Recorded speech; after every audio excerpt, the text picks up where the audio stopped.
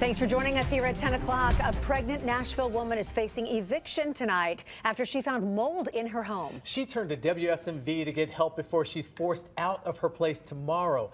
Our Jordan James has her story.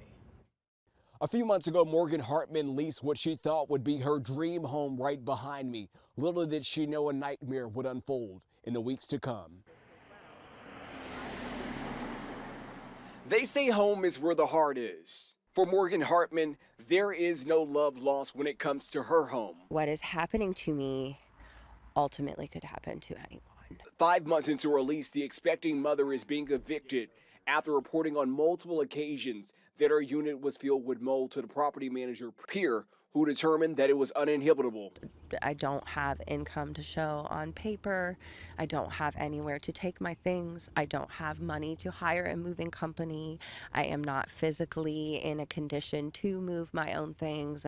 Hartman was given 2 weeks to vacate the Antioch home despite the lease agreement stating that tenants would receive a 45-day notice for early termination and be accommodated up to 1.5 months of rent. At this point, Pierre has only agreed to waive December's rent. They're not even willing to reimburse those hotel expenses. They've just given me a 2-week notice to vacate and left it at that. In an effort to get answers for Hartman, we stopped by Pierre's Nashville office. Now, are you her attorney? I'm not her attorney. I work for the news. They took our information, but we never got a response. As for Hartman, It's hard to really put into words. uncertainty looms as she's left in search of a new place to call home. Hartman is looking to take legal action against the property manager who gave her till Friday to be out this home. Reporting here in Antioch, Jordan James, WSMV4. Water coming from an overflowing toilet that's upstairs. It is a disaster for an apartment tenant. John Hayden has been dealing with this sort of thing since early last week. When management didn't fix the mess, though, he moved out. He wants to break his lease, said he's had enough, but they say, not so fast, you can't go. So he knew he'd better call Benkin. Investigator Shannon Benkin joining me now. I mean, the guy's in an apartment. He's got water coming down. Yeah. He doesn't need to stay there. Yeah. He just wants to leave, and it sounds like a pretty reasonable request. Most people would think. This tenant tells me the apartment is unlivable, and he doesn't want to pay for a place that he can't even sleep in. The ceiling started to come down. 8 days after John Hayden came home to find water gushing through his apartment ceiling. Oh, yeah. Doesn't smell so good, does it? No. The place reeks, and he fears mold. There was water coming from the ceilings, down the walls. The carpets were flooded. The light fixture was off. Immediately, I called maintenance. And they came out and didn't really do much. They just vacuumed up some water and left. Buena Vista Management came back with 2 blowers and a humidifier, and that was it. They extracted some water and just told you to put the fans in, and that's the solution? Zero. By zero, he means zero work to clean up the yuckiness setting up inside these walls, and zero offers to move him to a sanitary apartment. When he asked to just leave, breaking his lease 2 months early, he tells me the answer was no. Frustrated, he moved out and called me for help. I'm here about Johnny in his flooded apartment. Have you seen it? But I'm not allowed to speak to the press. Okay. Well, I need to speak to somebody. He called us for help. Have you seen what he's living with? And with that, we were off to a closed-door meeting. The manager, Jerry, told me he was willing to work something out with Hayden. So I sent Hayden back to the office. He was told to return at 5 p.m. The next day, I get a call, no compromise. Hayden insists he was told pay rent or get evicted. I took to the phones, leaving messages for the manager. So I was just calling back to find out what's going on. In the corporate office, CLK Management in Tennessee. The apartment now is unlivable, and nothing's been done to get him out of the apartment. The manager blamed Hayden himself, accusing him of refusing to run the blowers and the humidifier, and Hayden says that's not true. No one from management team or the parent company returned any of my phone calls today. So this is kind of ongoing for now, but what can you do in a situation like this if you're caught in something like Well, that? you actually can do something. I called the health department today, and they were very interested in hearing about this. You know, they have people that come out and check the indoor air quality here, and they say that renters have rights in Florida, and you can actually serve your apartment complex complex with a list of everything that needs to be fixed. They have 7 days to fix it, and if they don't, it goes to court. You have that document on your side, so you can fight back. Well, maybe Mr. Owner needs to hear that. Yeah, Get up to date on that.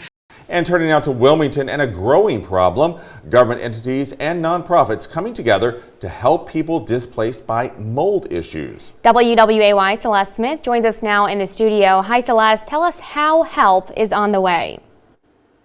Well, 150 families that live in public housing communities that have been displaced as their homes undergo extensive repairs due to mold. As a result, many of them need to replace furniture and other items that were damaged.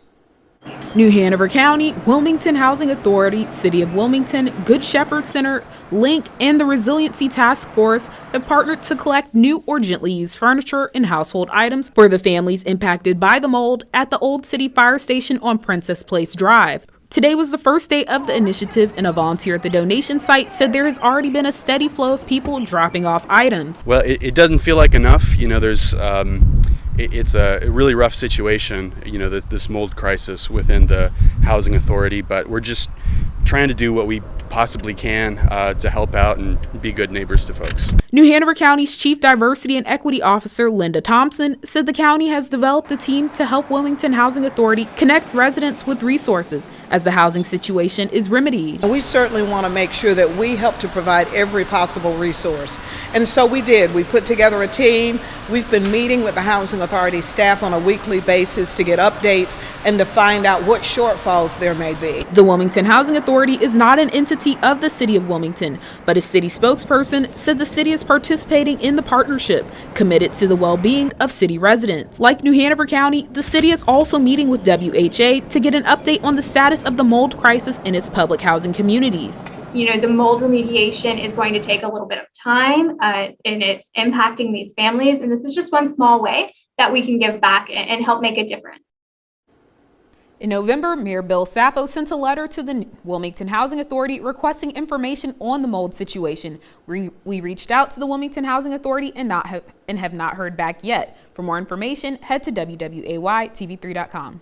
Heavy rain earlier this month flooded 27 units at the Spring Apartments in Dripping Springs. KXAN's Alex Capriello spoke to a family that says their home is covered in mold. They don't think they're getting the help they need from management. Cough it up. May 3rd, 2019, Dripping Springs took in several inches of rain in just a few short hours. Heather Navarro, who lives in the Springs Apartments, says her entire family is still reeling. Mommy. He's been wheezing, he's been coughing. There's times where he can't catch his breath because the drainage is just so bad in his throat that it's just making him gasp for the air. Navarro says her boy's symptoms come from the mold in the walls. She claims apartment managers didn't act quickly enough to keep it from settling in. You can see how high the water was right here and the mold that's already building up on it. We've bleached it 3 times. The Navarro family says it took over a week and a half for management to come and take out about a foot of drywall to inspect the damage. Now they've just been told management will cut another 4 feet within the next few days. We had crews on site again as soon as it was safe to enter the area. Management says they've received several inspection reports which show no signs of mold. The company is working with contractors, insurance carriers, and city engineers to help clean up. I think we've been doing everything humanly possible to get the damaged sheetrock and wet materials out of those units as fast as we could and stop the growth of mold. 3 weeks after the flood, Navarro fears for her future. Is it going to be fixed before it rains like this again? Are they going to fix it in the future where it doesn't flood again? Alex Capriello, KXAN News. The Austin Tenants Council says you're entitled to have a landlord repair anything that threatens your health or safety. That includes plumbing stoppages, a lack of hot water, and leaking roofs or ceilings. In the Millard area was turning away customers this morning, and now we know why. OSHA confirmed to us this afternoon that it had received a complaint at the end of last month that black mold was present behind the coolers. Workers tell us the store was closed today for the cleanup. OSHA tells us it would not have advised the store to close. The agency says the company provided written confirmation that they conducted remediation efforts and took steps to keep it from happening again. OSHA considers the complaint closed.